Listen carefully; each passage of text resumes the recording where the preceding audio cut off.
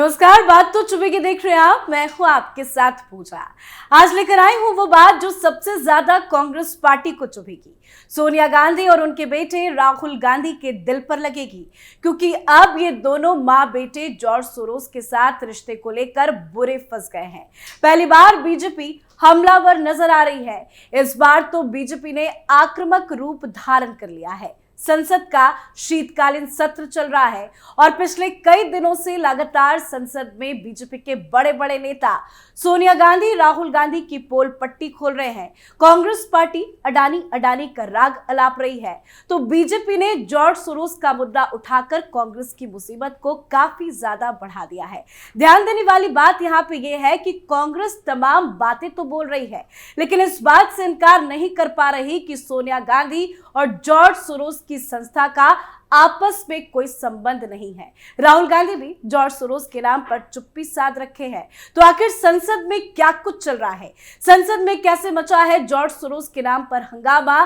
क्या है George Soros के साथ राहुल सोनिया का कनेक्शन? और कैसे मोदी के बड़े बड़े मंत्री सबूतों के साथ खोल रहे हैं राहुल सोनिया की पोल पट्टी? बताऊंगी वो सारी बात जो कांग्रेस पार्टी को बड़ा चुभेगी। तो चलिए शो शुरू करते हैं।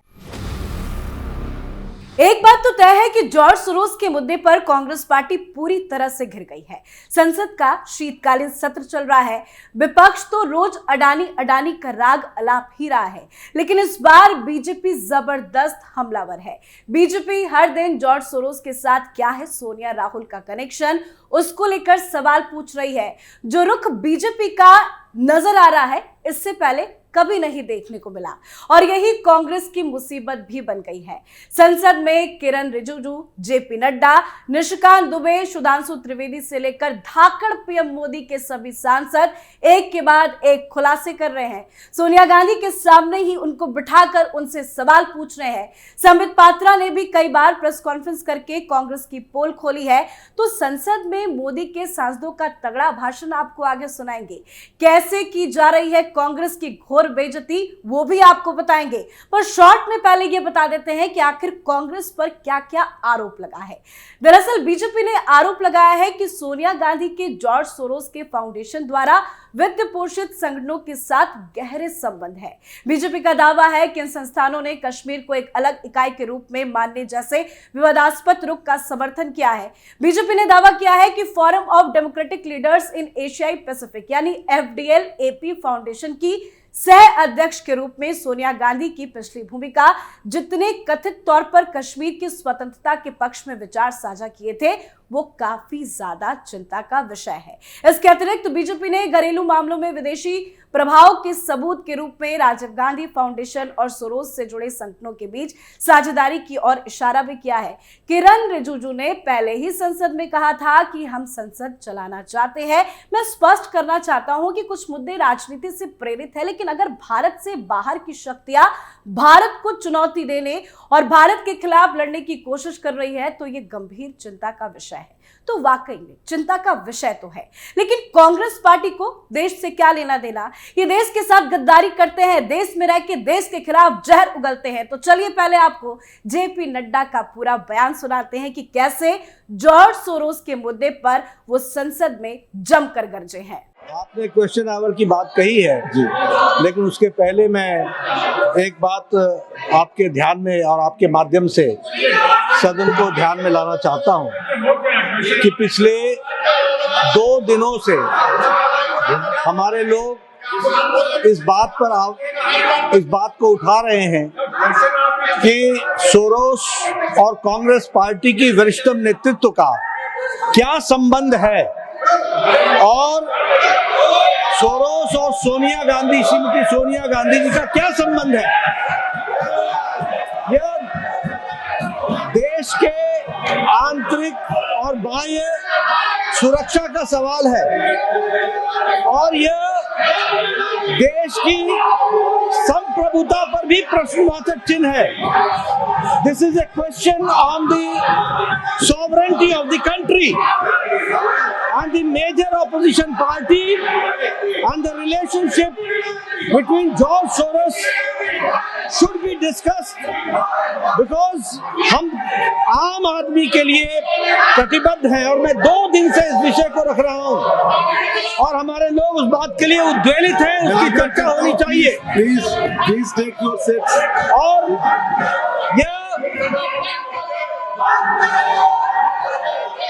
और ये मुद्दे को भटकाने के लिए इन्होंने कुत्सित प्रयास किया कि इन्होंने चेयर पर आक्षेप लगा करके अविश्वास प्रस्ताव लाने का प्रयास किया है। ये मुद्दे को भटकाने का कुत्सित प्रयास है। This is a design to deviate the attention of the nation from the issue of the sovereignty of the country, देश की संप्रभुता पर जो खतरा है, आंतरिक और बाह्य सुरक्षा पर जो खतरा है, और जिसमें कांग्रेस पार्टी का योगदान है, ये टूल बनकर के, औजार बनकर के उनका साथ दे रहे हैं, इस पर चर्चा होनी चाहिए। मैं यहाँ ये भी कहना चाहता हूँ कि संवैधानिक पदों पर हमारे चेयर पर जिस तरीके का आक्षेप कांग्रेस पार्टी ने लगाया है, ये भर्त्सना योग्य है। It should be condemned by all, one and all, it should be condemned. और ये इन्होंने चेयर की कभी रिस्पेक्ट नहीं की है, चाहे हाउस के अंदर हो चाहे हाउस के बाहर हो। जिस तरीके की बयानबाजी इन्होंने संवैधानिक पदों पर बैठे हुए और हमारे चेयर के डिसीजन को किया है, वो निंदनीय है और देश कभी माफ नहीं करने वाला है। इसलिए मैं ये कहना चाहता हूँ कि देश बहुत उद्वेलित है और इस पर चर्चा होनी चाहिए। तो सुना आपने जेपी नड्डा ने क्या कुछ कहा। जेपी नड्डा ने कहा है कि जॉर्ज सोरोस के बीच संबंधों की चर्चा होनी चाहिए और ये वाकई में जरूरी भी है। पर विपक्ष को देखिए, मुद्दे को भटकाने के लिए जगदीप धनखड़ के खिलाफ अविश्वास प्रस्ताव लेकर आ गया ताकि सोरोस का मुद्दा पीछे छूट जाए, पर यह मुद्दा पीछे छूटने वाला नहीं है। जेपी नड्डा के साथ साथ संसदीय कार्य मंत्री किरण रिजिजू ने विपक्ष पर जमकर निशाना साधा।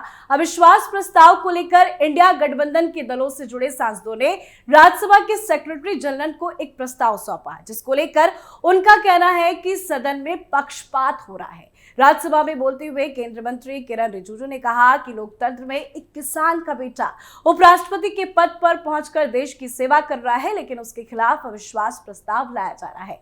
इसी के साथ सोरोस के मुद्दे पर किरण रिजिजू ने आखिर कांग्रेस को क्या कुछ खरी खोटी सुनाई, सुनाते हैं आपको।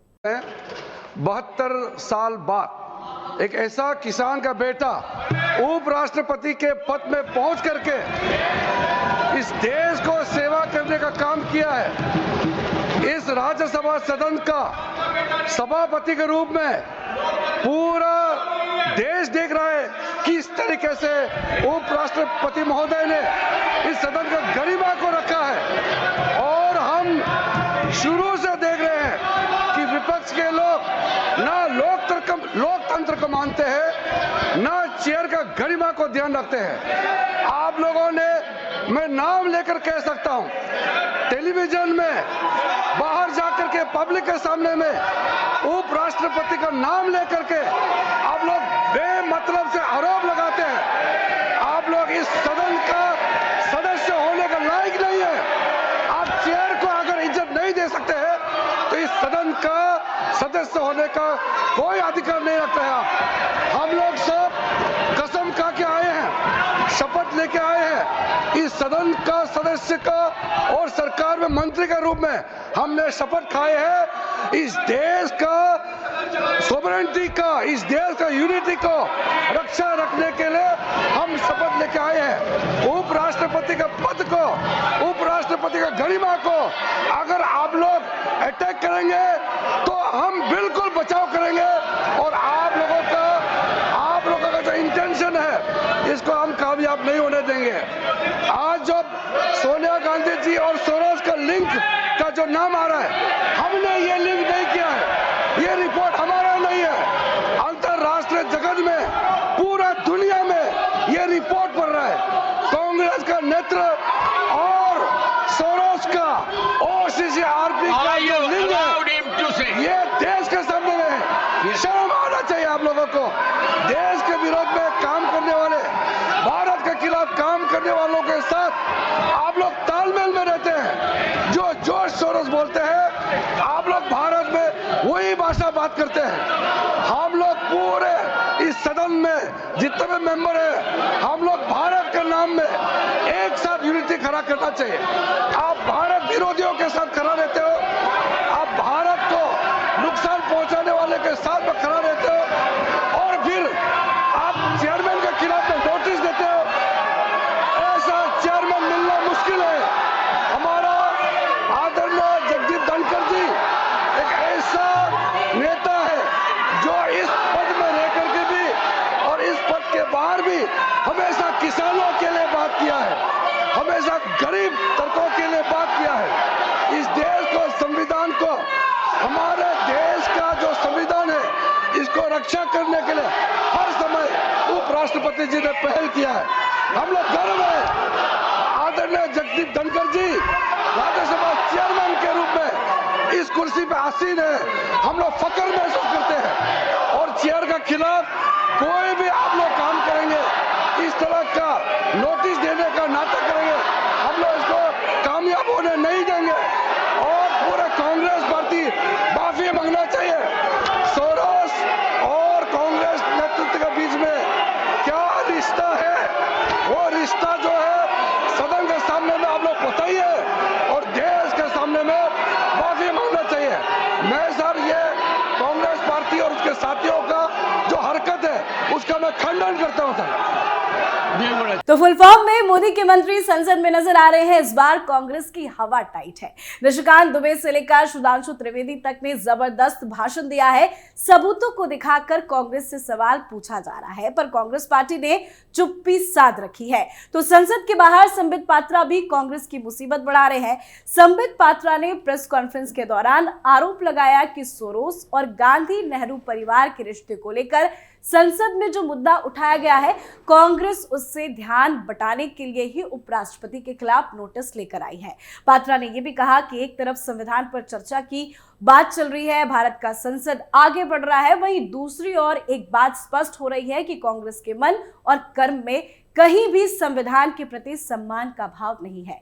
साथ ही जॉर्ज सोरोस को लेकर क्या कुछ कहा है संबित पात्रा ने प्रेस कॉन्फ्रेंस के दौरान, वो भी सुनाते हैं। पहली बार राज्यसभा में राज्यसभा के सभापति, चेयरमैन, भारतवर्ष के उपराष्ट्रपति, उनके खिलाफ अविश्वास प्रस्ताव लाने की बात, उनके खिलाफ अविश्वास प्रस्ताव लाया जा रहा है, इस विषय में नोटिस सर्व किया गया है। यह सब हमने मीडिया के माध्यम से देखा है।